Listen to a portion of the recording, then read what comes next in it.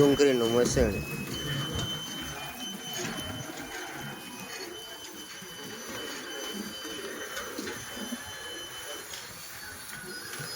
આમાં ડુંગળી નાખે આ રીતના અલગ અલગ નીકળતી જાય, નાની મોટી.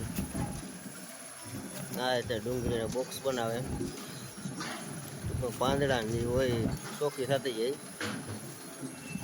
આ પર પાંદડા નીકળતા જાય. હોય તો મોટી ડુંગળી, હોય તો મીડિયમ સાઈઝની.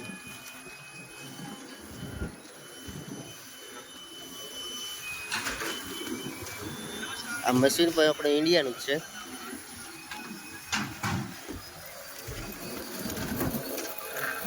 इंडिया का है।